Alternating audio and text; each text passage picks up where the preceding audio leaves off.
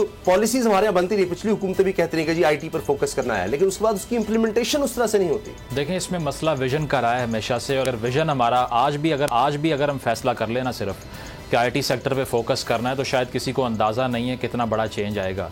आपको हैरानगी होगी, financial year 2023 में इंडिया ने 320 अरब डॉलर का सॉफ्टवेयर एक्सपोर्ट किया है, 320 बिलियन डॉलर्स। और जो हार्डवेयर एक्सपोर्ट्स हैं हिंदुस्तान की, वो हैं 194 बिलियन डॉलर्स। ये कुल मिला के अरब डॉलर से ज़्यादा का ज़र मुबादला सिर्फ सॉफ्टवेयर और हार्डवेयर बेच के हिंदुस्तान ने कमा लिया है। तो इससे आपको एक अंदाज़ा हो सकता है कि ये कितनी बड़ी मार्केट है जिस पर टैप करने की ज़रूरत है। और सिर्फ एक बेसिस चाहिए उसके लिए कि ऐसा माइंड आप क्रिएट करें जो कि इजीली आईटी सेक्टर में कंट्रीब्यूट कर सके, और वो सिर्फ एजुकेशन से हो सकता है। जो आईआईटीज़ हिंदुस्तान में 50 की दहाई में बनी, आज वहाँ से दुनिया भर के सीईओज़ निकल के आ रहे हैं। और अगर हम अब भी अपने इदारों को रेगुलेट कर लें, एक विजन और एक पॉलिसी बनाएं कि हमने ज़र मुबादला आईटी सेक्टर से कमाना है, तो शायद देर अब भी नहीं हुई। बहुत अच्छे तरीके से आपने मुज़म्मिल समअप किया है, तो उम्मीद ये डायरेक्शन बड़ी अच्छी है, इस पर अमल भी होगा।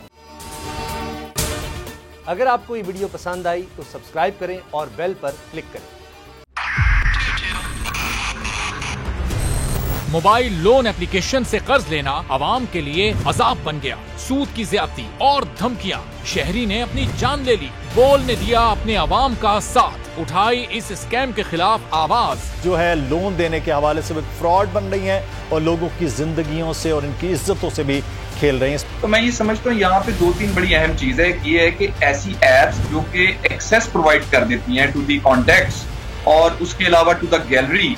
बोल की खबर पर इदारों ने भी कस ली कमर, लिया एक्शन। बोल की काविशें बराबर साबित हो गई। ऑनलाइन कर्ज माफिया के गिर्द घेरा तंग हो गया है, क्योंकि बोल है पाकिस्तान का नंबर 1 न्यूज चैनल। सब्सक्राइब करें और बेल दबाएं ताकि कोई खबर रह न जाए।